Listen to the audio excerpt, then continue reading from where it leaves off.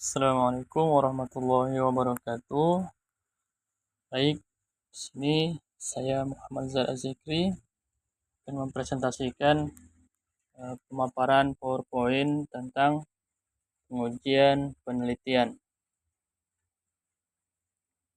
Pengertian pengujian penelitian.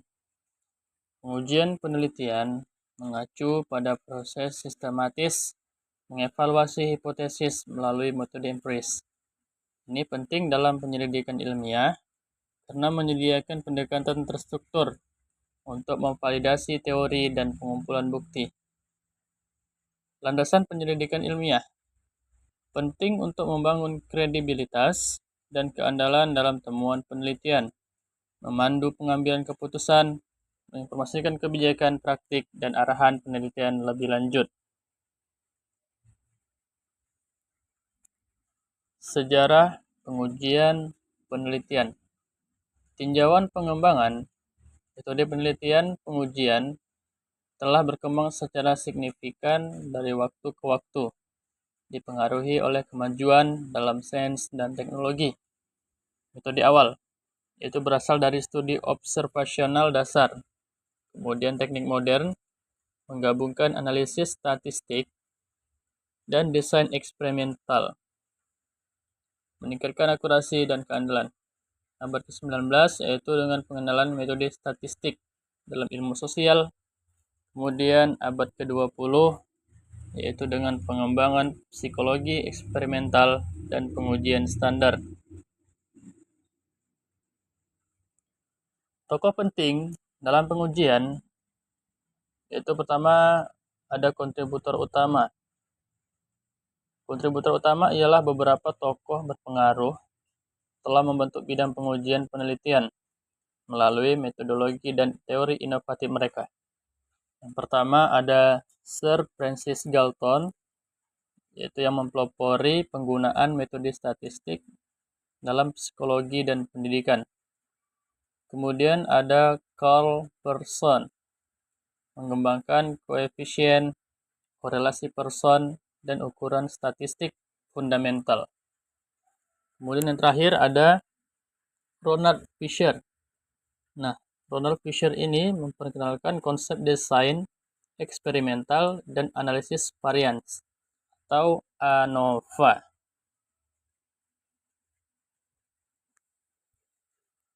Perbedaan tes dan statistik. Mengklarifikasi konsep. Nah, meskipun pengujian dan statistik terkait erat, keduanya memiliki tujuan yang berbeda dalam penelitian. Yang pertama ada pengujian. Nah, pengujian ini melibatkan evaluasi hipotesis melalui eksperimen atau pengamatan. Kemudian statistik.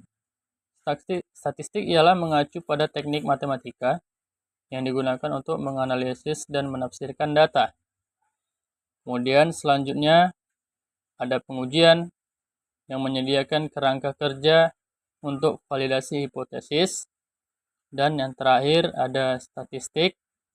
Nah, yang ini menawarkan alat untuk analisis data dan juga membantu menarik kesimpulan dari temuan-temuan yang ada dalam penelitian. Selanjutnya ada peran pengujian di berbagai bidang. Nah, pentingnya lintas disiplin ilmu. Pengujian penelitian memainkan peran penting dalam berbagai bidang, yaitu dengan memastikan validitas temuan dan membimbing praktikum. Yang pertama ada ilmu sosial. Nah, ilmu sosial ini memvalidasi teori yang berkaitan dengan perilaku manusia dan tren masyarakat. Kemudian yang kedua ada di bagian kesehatan dengan menilai efektivitas keperawatan dan intervensi. Kemudian selanjutnya yang terakhir ada di bagian pendidikan.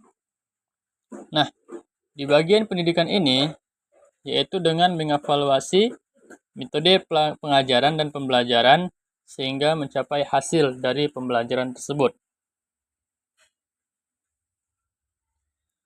Selanjutnya ada tipe data dalam pengujian. Nah, yaitu dengan mengkategorikan data.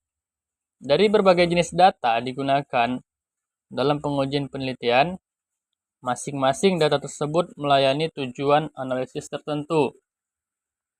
Yang pertama itu ada namanya data kuantitatif. Data kuantitatif ini ialah data numerik yang dapat diukur dan dianalisis secara statistik atau matematika. Kemudian selanjutnya ada data kualitatif. Nah, data kualitatif ini ialah data deskriptif yang memberikan wawasan tentang konsep, pendapat, ataupun pengalaman. Data kuantitatif ini bersifat dengan skor tes atau peringkat survei, sedangkan data kualitatif bersifat transkrip wawancara, tanggapan survei terbuka, dan pengamatan. Selanjutnya ada teknik pengumpulan data. Nah, berbagai teknik pengumpulan data digunakan dalam pengujian penelitian untuk mengumpulkan informasi yang relevan. Yang pertama sekali ada survei dan kuesioner. Nah, survei dan kuesioner ini yaitu dengan mengumpulkan data dari sejumlah besar responden. Kemudian selanjutnya ada dengan wawancara. Nah, wawancara tersebut memberikan wawasan mendalam melalui interaksi langsung. Kemudian yang terakhir yaitu dengan pengamatan atau observasi. Nah, pengamatan dan observasi ini yaitu dengan teknik mengumpulkan data melalui pengamatan langsung. Pengamatan langsung pada subjek di lingkungan mereka. Kemudian selanjutnya ada pemrosesan data dalam pengujian. Langkah-langkah dalam pemrosesan. Pemrosesan data melibatkan beberapa langkah untuk menyiapkan data mentah yang akan dilakukan untuk dianalisis, yaitu yang pertama dengan pembersihan data. Pembersihan data ini menghapus kesalahan dan ikonsisten dalam himpunan data, sehingga data tersebut bisa digunakan untuk selanjutnya. Kemudian selanjutnya yaitu transformasi data. Nah, transformasi data ini mengonversi data ke dalam format yang sesuai untuk dianalisis. Kemudian yang terakhir ada yang namanya analisis data. Nah, analisis data tersebut menerapkan metode statistik untuk menafsirkan data sehingga data tersebut bisa digunakan. Selanjutnya, populasi dan sampel. Nah, populasi dan sampel ini yaitu memahami populasi dan sampel sangat penting dalam pengujian penelitian. Karena populasi ini digunakan untuk penelitian yang akan digunakan pada tahap selanjutnya. Yang pertama, populasi. Populasi ini ialah seluruh kelompok, individu, atau instansi yang memenuhi serangkaian kriteria. Sedangkan sampel, nah di bagian sampel ini ialah populasi yang dipilih untuk dianalisis. Jadi populasi dan sampel itu saling berkaitan untuk data pengujian pada penelitian tersebut. Kemudian selanjutnya ada teknik pengambilan sampel. Nah, teknik pengambilan sampel yang berbeda digunakan untuk memilih peserta pada studi penelitian. Untuk teknik-teknik tersebut ada 3. Yang pertama itu pengambilan sampel acak, yaitu setiap individu memiliki peluang yang sama untuk dipilih mengurangi bias. Kemudian yang kedua, pengambilan sampel bertingkat. Pengambilan sampel bertingkat ini yaitu populasi dibagi menjadi beberapa subkelompok dan sampel diambil dari masing-masing. Kemudian yang terakhir ada convenience sampling. Nah, pada tahap ketiga ini peserta dipilih berdasarkan ketersediaan, seringkali menyebabkan bias pada penelitian. Nah, ketiga teknik ini digunakan untuk memilih peserta studi penelitian agar sampel yang digunakan bisa digunakan untuk penelitian tersebut. Selanjutnya ada format dan jenis tabel data. Tabel data ini sangat penting untuk mengatur dan menyajikan temuan penelitian. Karena tanpa adanya tabel data, maka penelitian tersebut sangat kurang jelas. Dengan adanya tabel data tersebut, maka penelitian yang kita gunakan bisa dibaca dengan jelas. Ada dua tabel data dalam penelitian. Yang pertama itu tabel frekuensi. Nah, tabel frekuensi ini menampilkan jumlah kemunculan setiap nilai dalam himpunan data. Kemudian yang kedua ada yang namanya tabel ringkasan.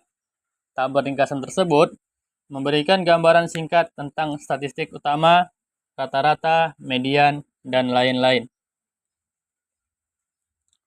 Selanjutnya, pembuatan tabel data yang efektif.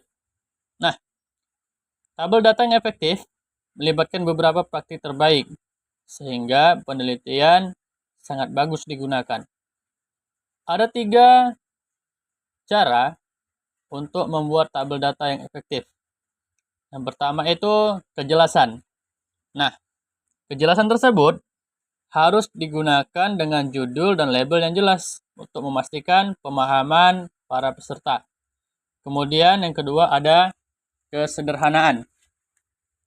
Kesederhanaan ini yaitu dengan menghindari kekacauan karena datanya harus disajikan dengan data yang relevan. Kemudian yang terakhir ada yang namanya konsistensi. Nah, konsistensi ini yaitu mempertahankan pemformatan yang seragam pada seluruh tabel data. Selanjutnya ada bagan batang untuk visualisasi. Nah, bagan batang ini ialah metode populer untuk memvisualisasikan data kategoris. Dan untuk data kategoris ini ada 2. Yang pertama terkait dengan struktur mereka. Nah, struktur mereka ini menampilkan data dengan batang persegi panjang yang mewakili kategori yang berbeda. Kemudian selanjutnya ada perbandingan. Nah, perbandingan tersebut yaitu memfasilitasi perbandingan yang mudah antara kelompok yang berbeda, sehingga data-data yang kita gunakan bisa terbaca dengan jelas. Nah, struktur dan perbandingan ini sangat-sangat bisa digunakan untuk bagan batang, karena bagan batang tersebut bisa memvisualisasikan data kita, yaitu dengan data kategoris. Selanjutnya ada diagram lingkaran, atau disebut dengan plus dan minus, kelebihan dan kekurangan. Nah, diagram lingkaran biasanya digunakan untuk mewakili proporsi dalam keseluruhan.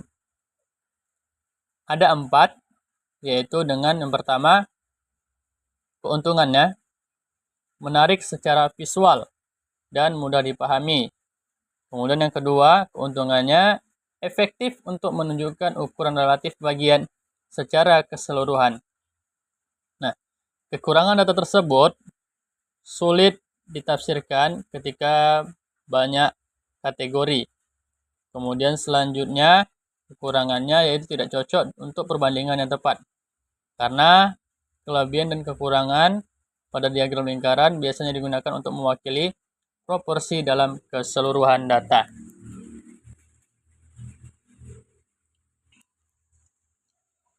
Interpretasi bagan garis.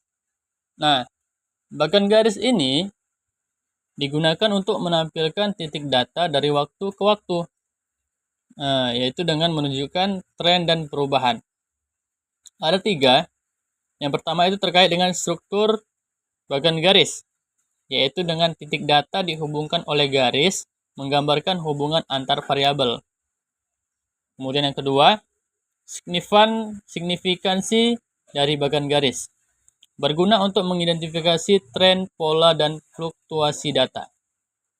Kemudian yang terakhir ada interpretasi, yaitu kemiringan garis, menunjukkan laju perubahan data, membantu memvisualisasikan peningkatan atau penurunan dari waktu ke waktu pada data tersebut.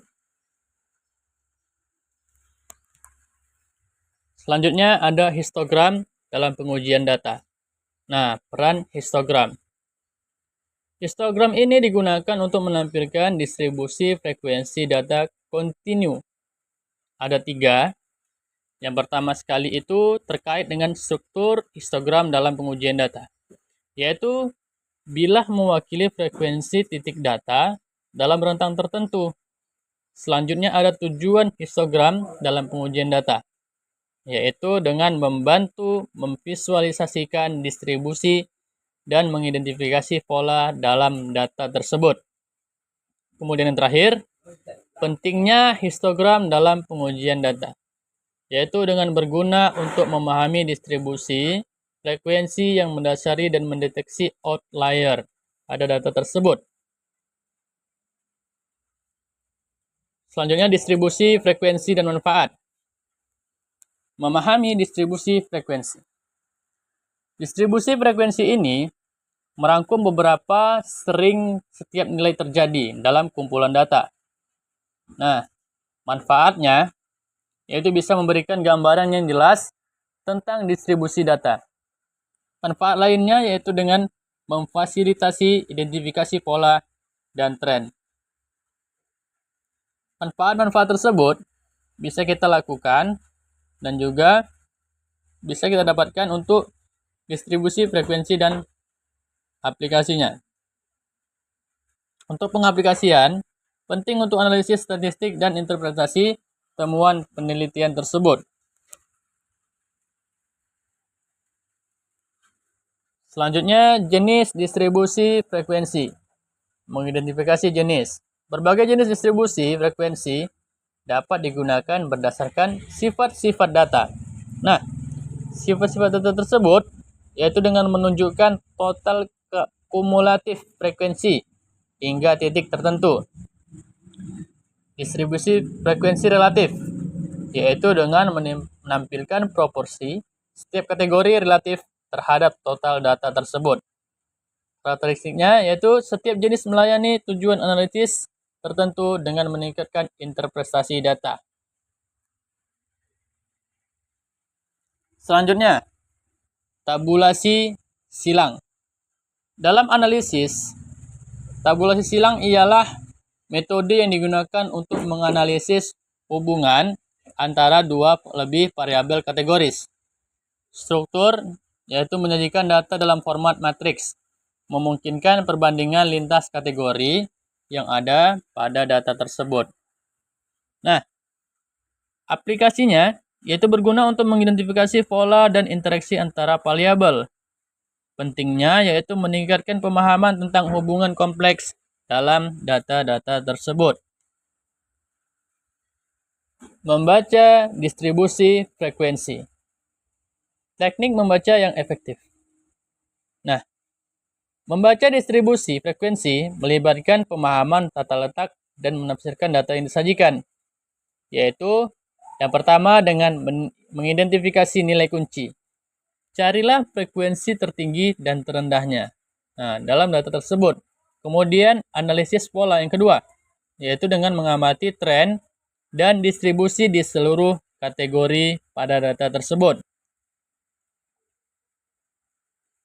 Pengukuran pusat data, rata-rata, median, mode. Ukuran kecenderungan pusat. Nah, ukuran kecenderungan pusat merangkum kumpulan data dan mengidentifikasi titik pusat. Yang pertama sekali itu ada mean. Mean ini ialah nilai rata-rata dihitung dengan menjumlahkan semua titik-titik data dan membagi dengan jumlah poin. Kemudian yang kedua yaitu median. Nah, median ini ialah nilai tengah saat titik data disusun secara berurutan. Kemudian yang terakhir ada mode. Mode tersebut ialah suatu nilai yang paling sering muncul dalam himpunan data. Selanjutnya ada ukuran penempatan, yaitu kuartil, desil, dan persentil. Ukuran posisi. Ukuran posisi ini membantu kita untuk memahami distribusi titik data dalam kumpulan data. Nah, yang pertama sekali ada kuartil. Kuartil ini ialah bagilah data menjadi 4 bagian yang sama. Kemudian desil. Desil tersebut ialah membagi data menjadi 10 bagian yang sama. Kemudian yang terakhir ada persentil, yaitu bagilah data menjadi 100 bagian yang sama. Selanjutnya ada dispersi data. Memahami dispersi. Dispersi mengacu pada sejauh mana titik data bervariasi dari rata-rata.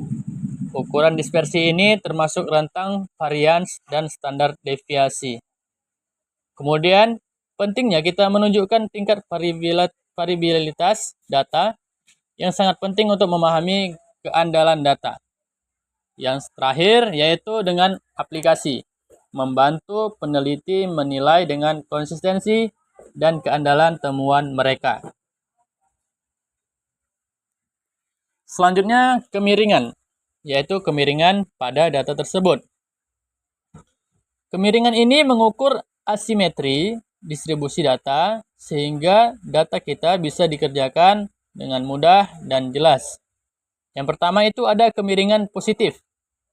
Ekor di sisi kanan, sebagian besar titik data terkonsentrasi di sebelah kiri. Kemudian yang kedua, ada namanya kemiringan negatif.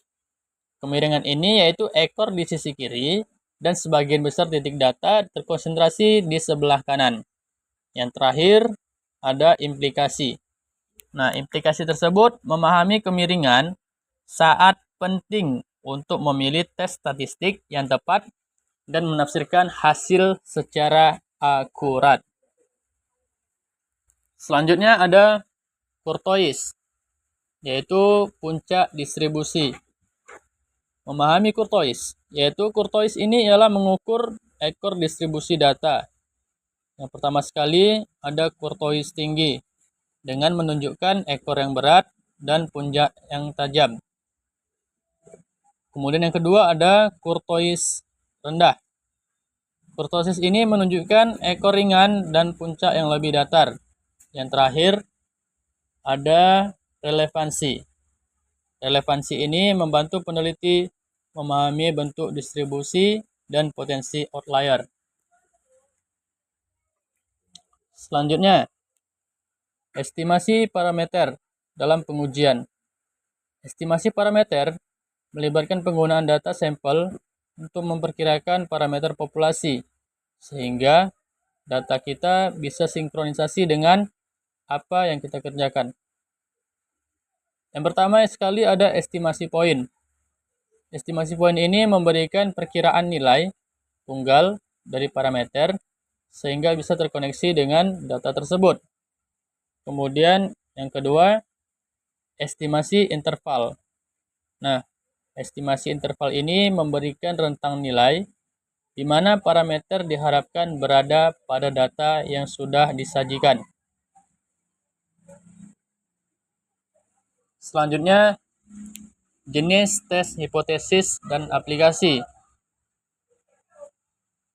Mengidentifikasi tes hipotesis.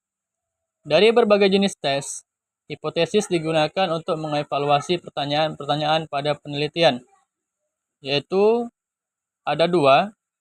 Yang pertama sekali, hipotesis nol atau HO, dengan mengasumsikan tidak ada efek atau perbedaan pada data tersebut. Kemudian selanjutnya yang kedua, hipotesis alternatif H1. Hipotesis ini mengasumsikan data dan efek ataupun perbedaan pada data tersebut.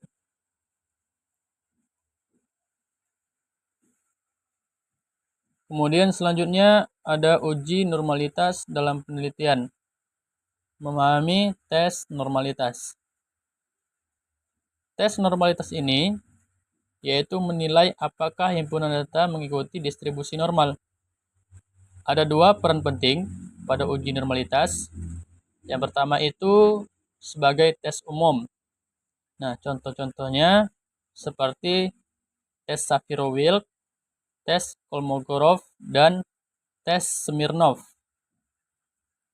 Kemudian, penting untuk menentukan kesesuaian tes statistik parametrik pada uji normalitas, karena tes normalitas tersebut adalah untuk penilaian pada himpunan data yang mengikuti distribusi normal.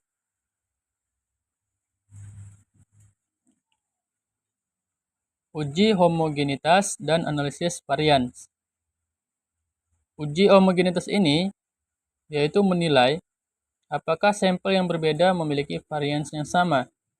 Ada 3 kriteria. Yang pertama sekali, tes Levene, yaitu dengan menguji kesetaraan varians antar kelompok. Kemudian selanjutnya, pentingnya memastikan validitas analisis statistik yang mengasumsikan varians yang sama. Selanjutnya yang terakhir, ada pengaplikasian atau implementasi. Nah, untuk saat ini sangat penting, yaitu dengan interpretasi yang akurat dari hasil ANOVA. Selanjutnya, t-test dan aplikasi. Memahami t-test. T-test ini digunakan untuk membandingkan rata-rata antara dua kelompok. Yang pertama itu ada jenis. Jenisnya memiliki 2 jenis, yaitu uji T-independen yang dengan membandingkan rata-rata dari 2 kelompok yang berbeda. Dan yang kedua, uji T berpasangan, yaitu dengan membandingkan rata-rata dari kelompok yang sama pada waktu yang berbeda. Implementasinya, t-test ini berguna untuk menentukan apakah ada perbedaan yang signifikan antar kelompok dan 2 kelompok. Selanjutnya, interpretasi hasil t-test. Panduan untuk interpretasi, yaitu dengan menafsirkan hasil uji t-test melibatkan pemahaman nilai P dan interval pada kepercayaan. Ada 3. Yang pertama yaitu p-value, dengan menunjukkan probabilitas mengamati hasil jika hipotesis 0 adalah benar. Kemudian yang kedua, ada interval kepercayaan, yaitu dengan memberikan rentang nilai di mana perbedaan rata-rata sebenarnya memungkinkan akan jatuh pada tingkat yang salah. Kemudian yang terakhir, pentingnya membantu peneliti menarik kesimpulan yang valid dari analisis mereka, sehingga hasil t-test tersebut memang sangat diperlukan untuk penelitian. Kesimpulan dan saran. Nah, pengujian penelitian ini ialah komponen penting dari penyelidikan ilmiah yang mencakup berbagai metodologi dan teknik statistik. Pengujian penelitian sangat dipastikan untuk memiliki metodologi yang kuat dan bisa digunakan untuk perbandingan data. Kemudian tetap diperbarui. Karena terus kemajuan dalam teknologi, maka teknik pengujian penelitian juga semakin berkembang dan semakin diperbaharui. Yang terakhir yaitu dengan berkolaborasi, terlibat dengan profesional lain untuk meningkatkan kualitas dan dampak penelitian.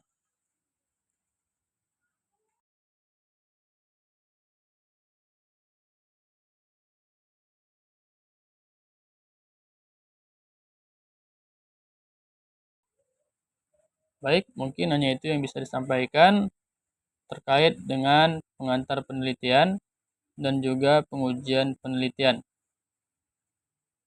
Sekian. Assalamualaikum warahmatullahi wabarakatuh.